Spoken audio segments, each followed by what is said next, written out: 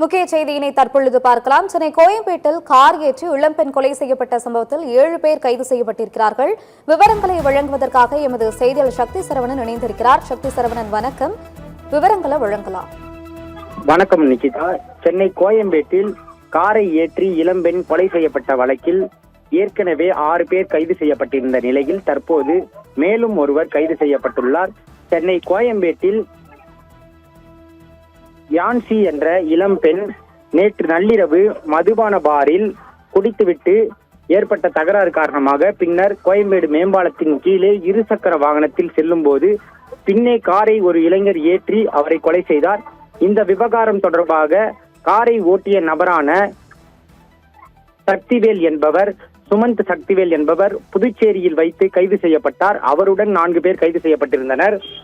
மட்டுமின்றி சென்னை விருகம்பாக்கம் மற்றும் வலசரவாக்கம் ஆகிய பகுதிகளில் பாலகுரு மற்றும் கிஷோர் என்ற 2 நபர்களை போலீசார் கைது செய்திருந்தனர்.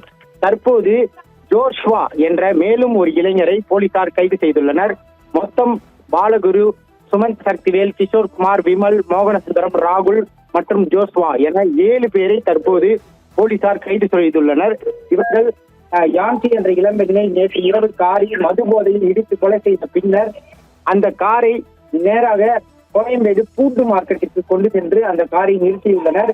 காரில் திமுக கொடி பொருத்தப்பட்டிருந்ததாகவும் அதனை அவர்கள் கலட்டி எடுத்ததாகவும் விசாரணையில் தெரிய வந்துள்ளது. அது மட்டுமின்றி காரின் நம்பர் பிளேட்டையும் அவர்கள் கலட்டியுள்ளனர். தற்போது இந்த விவகாரம் தொடர்பாக போலீசார் தீவிர விசாரணையை மேற்கொண்டு வருகின்றனர். அந்த பெண்ணிடம் காரில் அத்துமீறி அவர்கள் நடந்து கொண்டதால் இரு தரப்பிற்கிடையே பிரச்சனை ஏற்பட்டதாக முதற்கட்ட விசாரணையில் தெரிய வந்துள்ளது.